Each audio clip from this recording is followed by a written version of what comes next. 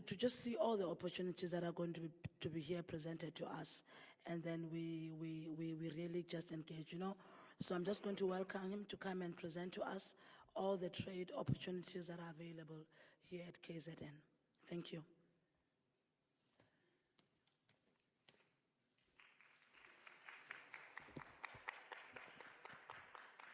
Thank you, Program Director, Honorable MEC, chapter leaders from India, from the Russian Federation, and from the People's Republic of China.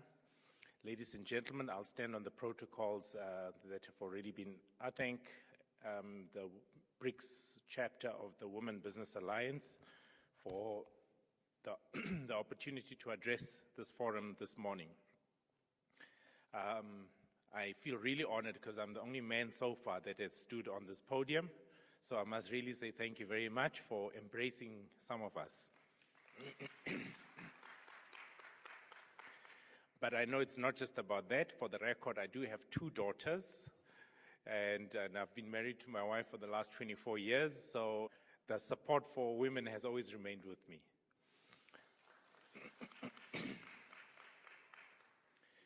I will immediately start with the presentation. My role really is to showcase the investment opportunities for this province of KwaZulu-Natal.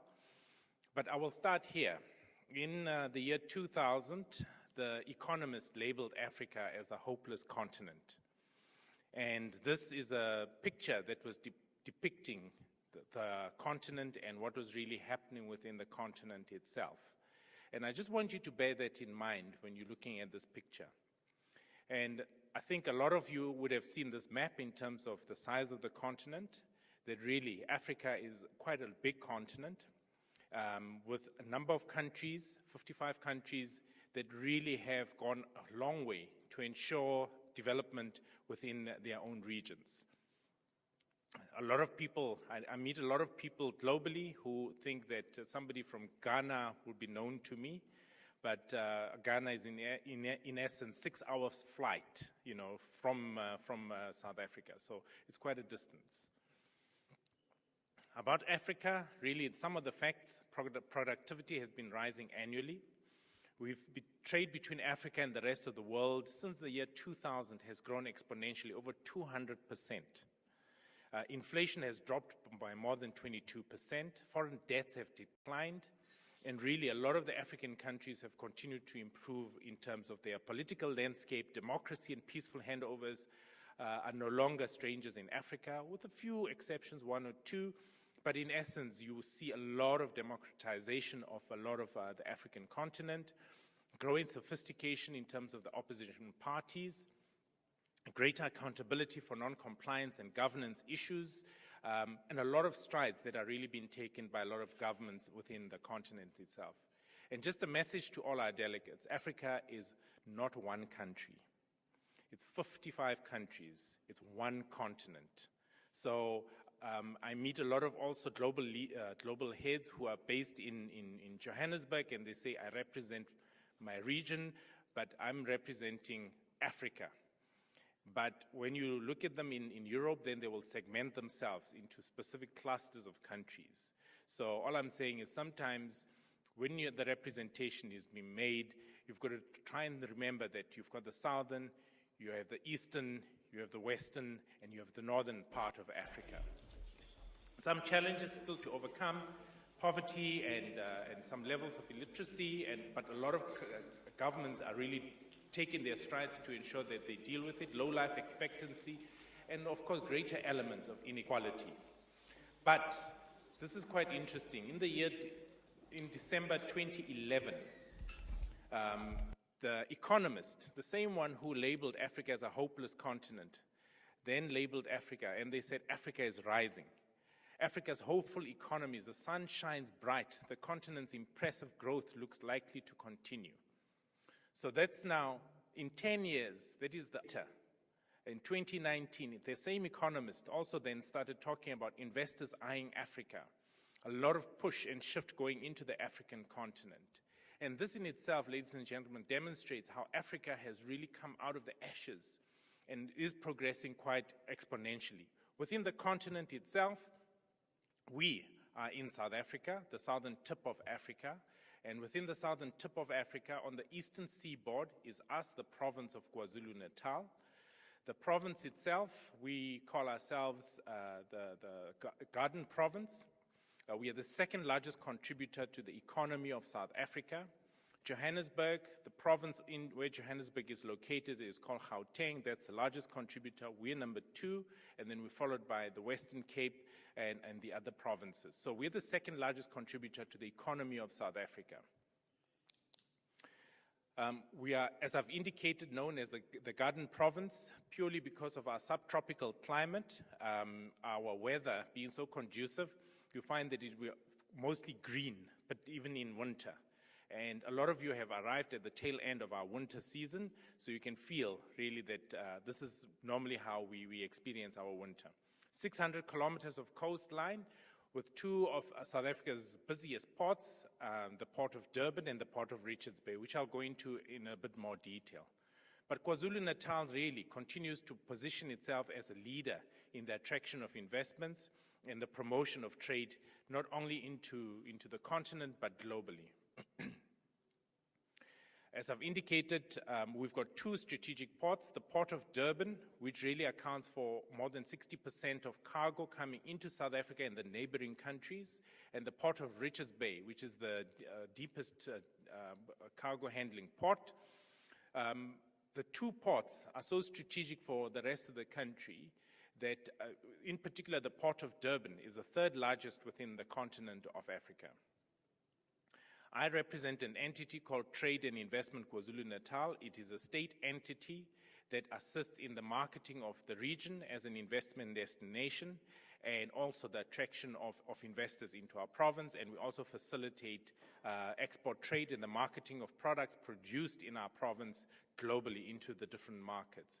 Within my organization, we have a one-stop shop that also facilitates regulatory compliance for all companies, and the one-stop shop really was an initiative of the Department of Trade, Industry and Competition, and through our relationship with the DTIC, we were able to then establish the one-stop shop.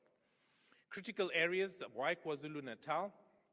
We've got a large youth population, large entrenched industries with strong value chains, and a lot of sectors that are exponentially growing, and I'll go into a bit more detail shortly. Available land at very competitive prices. When you compare against other regions of South Africa, we're very competitive in our pricing. Resilient economy with a strong growth potential, and very strong and stable political environment that is supportive of business. This is the only province that has got a partnership between the government as well as the business community. It is called the Growth Coalition, that really seeks to drive catalytic projects within our region. And in the whole of South Africa, this is the only province that has established that. These are some of the sectors that we are driving and supporting. Key sectors of focus: manufacturing, tourism, agriculture, agro-processing, property and infrastructure development, which is really driving a lot of initiatives within our region, services, particularly transport and logistics, as well as the oceans economy. We're capitalizing on the oceans economy. Within these sectors, we've got subsectors that are supporting a lot of our programs. The top part really deals with the traditional sectors that are already quite mature within our region, for example, the automotive sector. But the government has taken further initiative to continue to enhance the already mature sectors. With the automotive sector, we are already establishing an automotive supplier park, which is going to be a special economic zone to attract investors into the automotive sector. But there's also growth sectors. The medical as well as pharmaceutical sector is a very important sector that we're also trying to attract investors into. It's already existing within our province. We want to bring in a lot more investors into that sector. Advanced manufacturing. Within the tourism space, we're looking at medical tourism, adventure tourism, as well as the film industry, which is quite critical for our region. We've got beautiful scenery that a lot of filmmakers can capitalize on. From a trade perspective, these are the products that are exported from our region globally into different markets.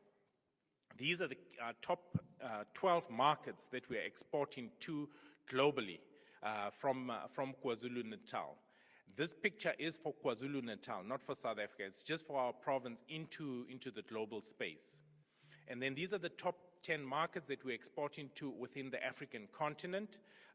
You can see that a lot of focus is really being driven from our region into the African continent. A lot of companies establish their base here in KwaZulu-Natal and then utilize the base to enter and penetrate the rest of the continent. So that is an avenue that a lot of companies have utilized. We have established and launched last week our investment booklet, which really was in preparation for the BRICS Summit, which showcases the top 40 catalytic projects of our region. All the packaged projects that are ready for investors have been packaged, and we will share the link with yourselves at the end of my presentation, where you're able to download the catalytic projects, you're able to go into detail, you know who to contact, and what is required from those catalytic projects. So in essence, those catalytic projects are cascaded into different regions of our province, so you'll then be able to then know where the project is specifically located. Key salient points about KZN, of course, a robust and very agile economy, mature industries, and a leader in precision manufacturing as a province. We've got a highly skilled workforce and a dynamic social environment. You've got to be able, you must know, by locating in KwaZulu-Natal, you're able to live because we've got a dynamic social environment and you're able to work. One of the initiatives that we've also been driving is ensuring the linkages between ourselves and the global market through our partnership, our SEZ, the Dube Trade Port Corporation, as well as Tourism KwaZulu-Natal. It's an initiative to really attract more airlines to utilize our